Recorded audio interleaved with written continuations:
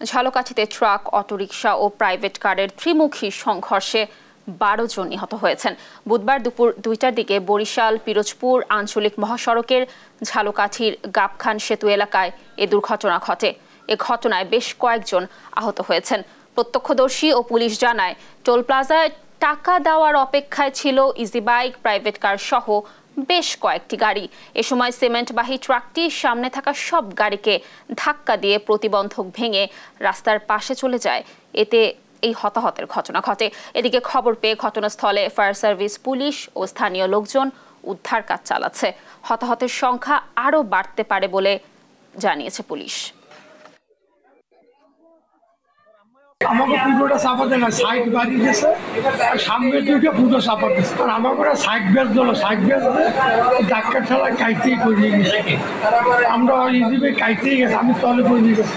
আমরা বিয়ে যাইতেছিলাম, এই আমরা 2 গাড়ি গেছি, পিছন থেকে খবর আইছে যে এই অবস্থা। আইসে দেখি কেউ মাথা, কেউ পাও, কেউ নাই। পরে অটোতে কইরা ঝালকাঠি আসছি, ঝালকাঠি থেকে অ্যাম্বুলেন্সে আবার এখানে আসি বরিশাল। ঝালকাঠিতে ট্রাক, অটোরিকশা ও প্রাইভেট কারের ত্রিমুখী সংঘর্ষে 12 জন নিহত হয়েছেন। বুধবার দুপুর 2টার দিকে বরিশাল পিরোজপুর আঞ্চলিক মহাসড়কের ঝালকাঠির গাবখান সেতু এলাকায় এই দুর্ঘটনা ঘটে। এই ঘটনায় বেশ কয়েকজন আহত হয়েছেন। প্রত্যক্ষদর্শী ও পুলিশ জানায়, টোল প্লাজায় টাকা দেওয়ার অপেক্ষায় ছিল ইজি বাইক, প্রাইভেট কার সহ বেশ কয়েকটি গাড়ি। এ সময় সিমেন্টবাহী ট্রাকটি সামনে থাকা সব গাড়িকে ধাক্কা দিয়ে প্রতিবন্ধক ভেঙে সামনের দিকে এগিয়ে যায়। দর্শক, এ বিষয়ে বিস্তারিত জানাতে ঝালকাঠির গাবখান সেতু এলাকা থেকে যুক্ত হবেন আমাদের সহকর্মী হাসিবুল হাসান।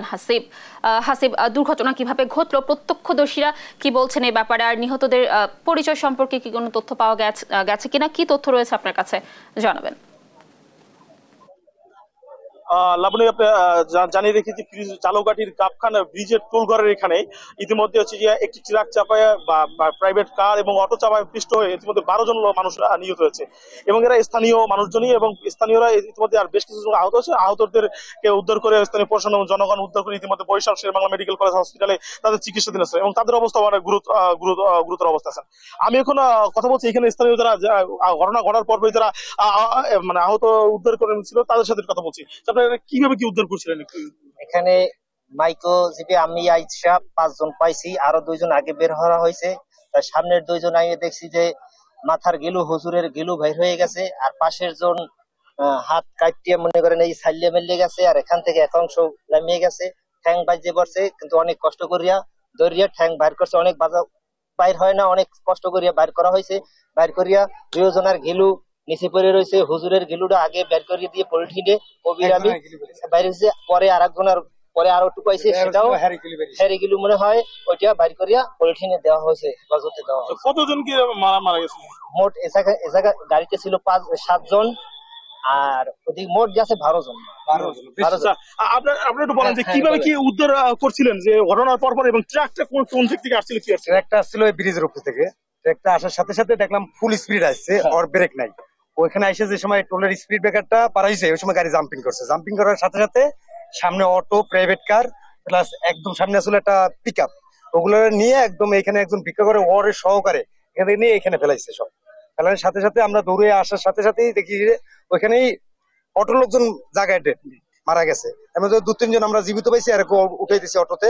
আর পরে এখানে আইসা দেখি ওই ভিক্ষুক আবার নিচে ঢুকে গেছে, তার বাইর করে দেওয়ালাম, আর এক গাড়িতে উঠাই দিলাম। দ্বিতীয়ত পরে প্রাইভেট কারে আছে দেখি 7 জন লোক, 2 জন মহিলা, 2টা বাচ্চা, 3 জন পুরুষ, 7 জন টোটালে। 7 জনই আমরা শুনছি যে তারা একটি গাড়িতে আসছে, তারা একটা বিয়ের অনুষ্ঠান, তাদের বাইক ঠিকানা কি আপনি জানতে পারছেন? ওস্তান হলে তাদের ঠিকানা, ওস্তান থেকে প্রাইভেট কার আর হলে অটো গাড়ি, এগুলো নিয়ে তারা জানানি খাইতে যাইতেছিল ওই সময় ঘটনায়। আত্মীয়স্বজন তো তারা সকলেই রোগীদের কাছে এখন বর্তমানে গেছে। লাবণী, আমি একটা বিষয় দেখাতেছি, আপনার গাড়িটা দেখা যাচ্ছে যে গাড়িটা ইতিমধ্যে উঠে নিয়ে গেছে এখান থেকে রেগার এসে, এবং এই জায়গাটায় মূলত এই প্লেসটাই হচ্ছে যে গাড়িটা এসে পড়েছিল, এবং এই গাড়িটা এই স্থানে পড়েছিল, এবং এইখানে লাশগুলো পড়েছিল, এবং মানুষজন, স্থানীয় মানুষজন প্রচুর পরিমাণে ভিড় জমে আছে যে এই গাড়ির স্থানটা দেখার জন্য, এবং স্থানীয় প্রশাসনের লোকজন ইতিমধ্যে কিন্তু প্রচুর তৎপর অবস্থায় আছে এই এই এই এখানে, এবং দেখা যাচ্ছে যে এখানে রাস্তায় রক্ত কিন্তু ইতিমধ্যে লেগে আছে। আমি একটি বিষয় বলে রাখি যে মূলত দুর্ঘটনা ঘটছিল যে পিরোজপুর রাজাপুর জালকাঠি এবং বরিশাল সড়কের গাবখান ব্রিজের উপরে টোল করার এখানে হচ্ছে যে মূলত জালকাঠির দিকে যেতেছিল হচ্ছে প্রাইভেট কার এবং অটোরিকশাটি, পিছন দিক থেকে নিয়ন্ত্রণ হারিয়ে যে ট্রাকটি আছে ট্রাকটি এসে তাদেরকে চাপা দেয় এবং ট্রাকের নিচে তারা চলে যায় এবং অটোরিকশাতে চলে যাওয়ার কারণে হচ্ছে যে ইতিমধ্যে অটোরিকশাটা এবং প্রাইভেট কারটা গাড়ির নিচে এবং দুর্নি মুছে যায়, একেবারে নিচে চলে যায়। এবং এই ঘটনাস্থল থেকে 7টি লাশ উদ্ধার করা হয় এবং হসপিটালে নেওয়ার পরে যে আরো 4 জন এবং পরবর্তী আরো একজন, সব মিলিয়ে 12 জন মৃতদেহ ইতিমধ্যে প্রশাসন উদ্ধার করেছে এবং তাদেরকে জালকাঠি হাসপাতালে সেখানে রাখা হয়েছে। এবং আমি বলে রেখেছি স্থানীয় পুলিশ প্রশাসন এবং জেলা প্রশাসন মৃত ব্যক্তি শুরু করে তাদের আত্মীয় স্বজনদের কাছে লাশ হস্তান্তরের প্রক্রিয়াটা ইতিমধ্যে চলছে এবং প্রশাসন জানিয়েছেন যে এই দুর্ঘটনার কারণ তদন্তের জন্য ইতিমধ্যে কিন্তু তদন্ত কমিটি তৈরির প্রস্তুতি চলছে এবং গাড়িটি উদ্ধার করা হয়েছে এবং যে ঘাতক ট্রাকটি কিন্তু ইতিমধ্যে আটক করা হয়েছে। তবে প্রশাসন জানিয়েছে যে এই যে গাড়ির ড্রাইভার রিপন তাকে কিন্তু এখন আটক করা এবং আমি দেখাচ্ছি যে এই যে অটো রিক্সাটি যেটি দুর্নি মুছে গেছে একেবারে এবং এই অটো রিক্সায় যাত্রী সংখ্যা ছিল 4 জন এবং 4 জনই ঘটনাস্থলে মৃত্যুবরণ করেছেন এবং এর পাশে একজন হচ্ছে যে একজন পথচারী ছিল, উনিও ইতিমধ্যে মারা গিয়েছেন। প্রাইভেট কারে ছিল যাওয়ার কারণে হচ্ছে যে মূলত যে একটি অনুষ্ঠানে যোগ দেওয়ার জন্য একটি পরিবারের প্রায় অধিকাংশ আত্মীয়স্বজন মিলেই তারা হচ্ছে এই প্রাইভেট কারটিতে তারা রওনা দিয়েছিল জালকাঠির উদ্দেশ্যে এবং এই গাবখান ব্রিজ টোল করে মূলত এই ঘটনাটি ঘটে এবং এই দুঃখজনক ঘটনার কারণে জায়গায় 12 জন লোক মারা যায়। প্রশাসন বলছে যে তারা চেষ্টা করছে যে এই ঘটনার কারণটা সম্পূর্ণভাবে যোগ করে এবং এই ঘটনাতে যে জড়িত অথবা ড্রাইভারকে ইতিমধ্যে গ্রেপ্তারের জন্য তারা চেষ্টা করছে। আরেকটি বিষয় বলে একটি স্থানীয়রা দাবি করছে এই যে দুর্ঘটনার কারণে যে পরিবারগুলো অনেকটি হচ্ছে যে ক্ষতিগ্রস্ত হয়েছে এবং একই পরিবারের একাধিক স্বজন আছে বলে ইতিমধ্যে আমরা জানতে পেরেছি। আরেকটি বিষয় যে প্রকৃত পরিচয় এখন পর্যন্ত অনেকটাই জানতে আমরা পারিনি এবং এছাড়া স্থানীয় আরো কিছু লোকজনের সাথে আমরা কথা বলতে চাচ্ছি। তবে বৃষ্টির কারণে ইতিমধ্যে কিন্তু এখানে বৃষ্টি শুরু হয়েছে এবং বৃষ্টির কারণে মানুষজনের চলাচলের অনেকটাই সমস্যা হচ্ছে এবং তারা এবং দীর্ঘ একটি জাম তৈরি হচ্ছে দুই প্রান্তে বরিশাল খুলনা যে মহাসড়কটি ইতিমধ্যে যান চলাচল অনেকটাই বন্ধ রয়েছে আমরা দেখতে পাচ্ছি এবং একটি ঈদের পরপরই ছুটির বন্ধের পরপরই এই সড়কটি বন্ধ হওয়ার জন্য দীর্ঘ একটি জামের তৈরি হচ্ছে এবং স্থানীয়রা বলতে চাইছে এই যেন অতি দ্রুতই যেন হচ্ছে যে রাস্তা পরিষ্কার হয় এবং মৃত্যুর হারের পথ যেন আস্তে আস্তে যেন কমে যায়। আমি এখন একজন প্রত্যক্ষদর্শীর সাথে কথা বলছি যে এই যে দুর্ঘটনা আপনারা কি বলতে গেছিল নিরাপত্তার কি বুঝাচ্ছে? আসলে আমরা আসছি কলকাতা গেছিলাম, ওখান থেকে আসছি, আসার পথে দেখলাম এখানে জ্যাম, কিন্তু গাড়ির যে অবস্থা মনে হয় না যে আদৌ কেউ বেঁচে আছে। তো আসলে রাস্তায় যারা চলাচল করে আমার সকলের প্রতি অনুরোধ থাকবে এবং বিশেষ করে ড্রাইভারদের প্রতি অনুরোধ থাকবে যে সাবধানে গাড়ি চালান, আস্তে গাড়ি চালান এবং সবার আগে মানুষের জীবন, তারপরে আপনার ব্যস্ততা।